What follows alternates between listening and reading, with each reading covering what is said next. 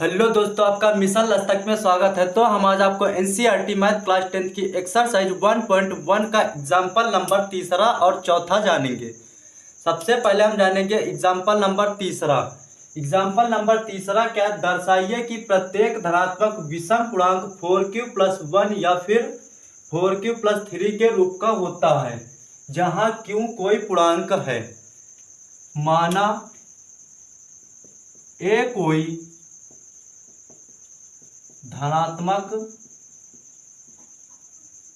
पूर्णांक है यू पूर्णांक है जहां b का मान जहां इतना लेना है। जैसे यहाँ 4q + 1 है, 4q + 3, तो हमें b का मान 4 लेना होगा। अब यूक्लिड विभाजन प्रमेय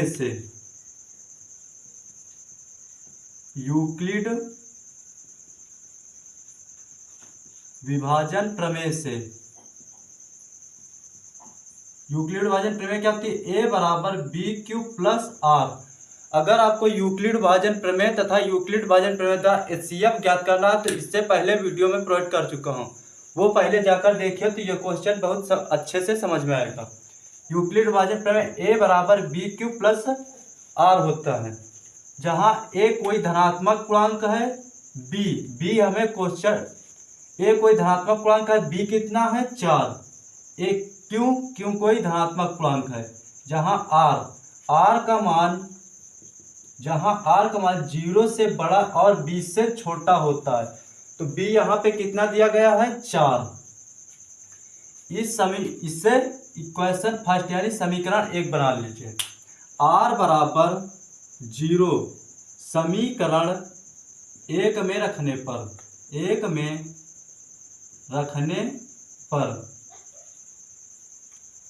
तो यहाँ पे समीकरण 1 क्या है? a बराबर 4q + r की जगह पे हमें कितना रखना है 0, ये हो गया। अब r बराबर 1 समीकरण 1 में रखने पर तो यहाँ पे a बराबर 4q, अब इस r की जगह पे कितना रखना है 1।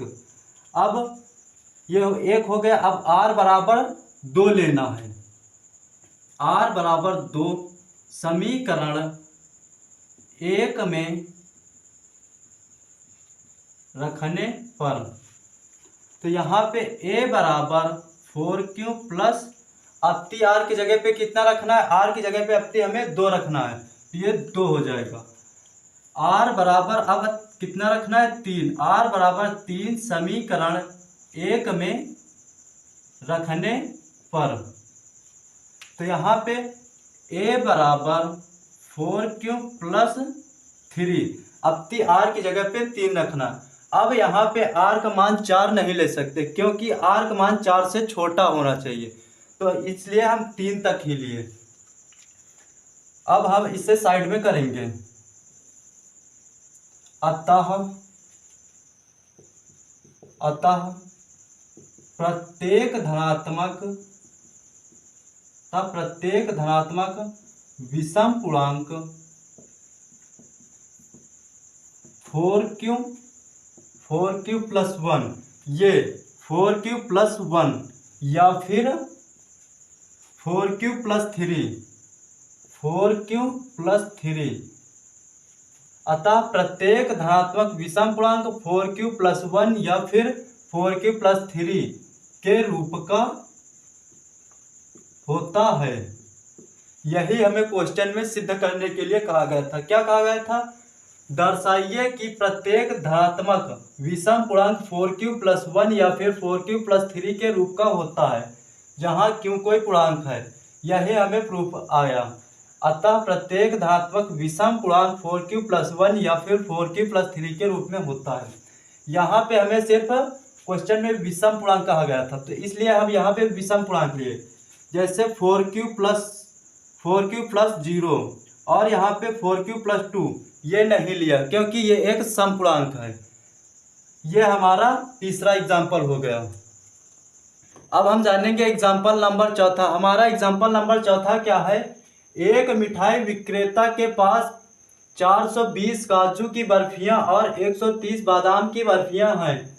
वह इनकी ऐसी ढेरियां बनाना चाहता है कि प्रत्येक ढेरी में बर्फियों की संख्या समान रहे तथा ये ढेरियां बर्फी की परात में न्यूनतम स्थान घेरे। इस काम के लिए प्रत्येक ढेरी में कितनी बर्फियां रखी जा सकती हैं? तो यहाँ पे हमें दिया गया है न्यूनतम स्थान। तो यहाँ पे हमें एक 420 और 130 का HCF निकालना पड़ेगा। जो HCF होगा वही बर्फियों की संख्या होगी। तो यहाँ पे हमें संख्या कितनी दी गई है? 4 काजू की बर्फियां।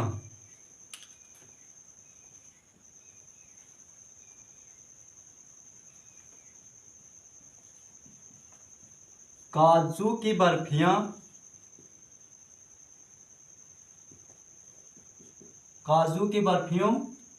काजू की बर्फियों की संख्या कितनी है?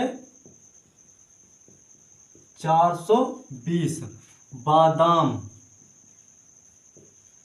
की बर्फियों की संख्या, बादाम की बर्फियों की संख्या 130।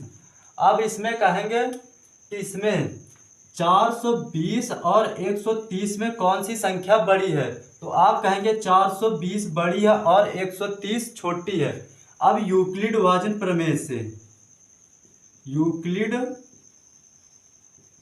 विभाजन प्रमेय से, यूक्लिड विभाजन प्रमेय क्या होती है? A बराबर BQ प्लस R। तो यहाँ पे हमें 130 से भाग देना पड़ेगा 420 को। तो 130 से भाग दोगे 420 को तो ये कितने बार जाएगा? ये जाएगा 3 बार। तो यहाँ पे 0 में 0 जाएगा 3 तरह का 9, 3 एकम 3। तो यहाँ पे 0 में 0 घटाओगे 0, 2 में 9 घटाओगे नहीं जाएगा। तो फिर हासिल हो गया यहाँ 12, 12 में से 9 घटाओगे कितना आएगा? ये आएगा 3। यहाँ पे 3 में 3 0। तो ये क्या होता है? भाज्य। भाज्य इसमें कितना है? 420।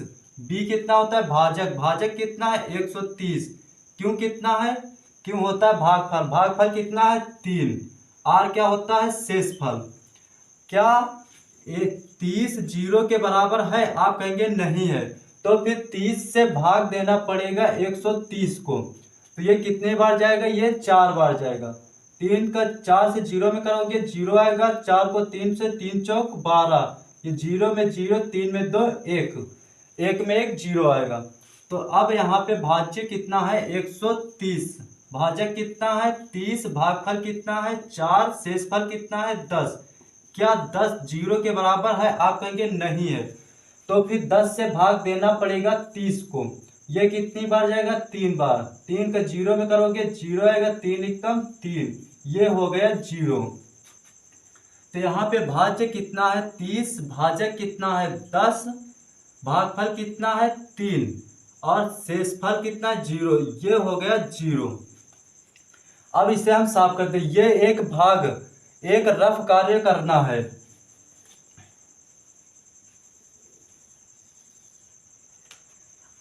ये शेषफल 0 प्राप्त हो गया।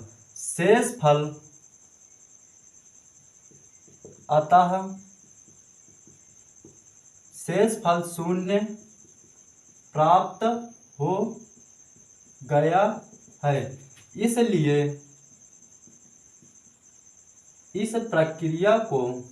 है। इसलिए इस प्रक्रिया को यहीं पर समाप्त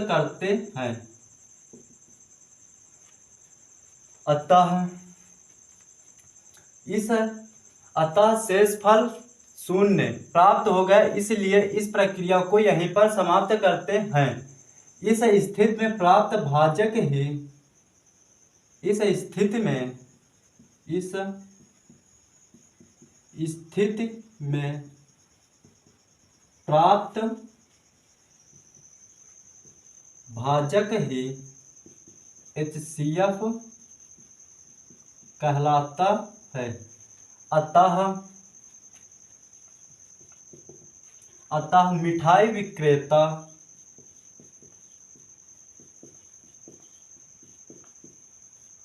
अतः मिठाई विक्रेता, यहाँ पे क्या कहा गया था, प्रत्येक ढेरी में कितनी बर्फियां रखी जा सकती है।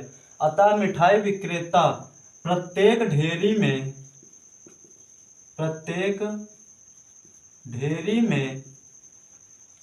में कितनी बर्फियां रख सकता है, तो 10 बर्फियां रख सकता है। यहाँ पे हमें बर्फियों की संख्या, एक ढेरी में कितनी बर्फियां रख सकता है, तो एक ढेरी में 10 बर्फियां रख सकता है। आज इस क्लास को यहीं पर रखते हैं, मिलते हैं नेक्स्ट वीडियो में, तब तक के लिए जय हिंद जय भारत।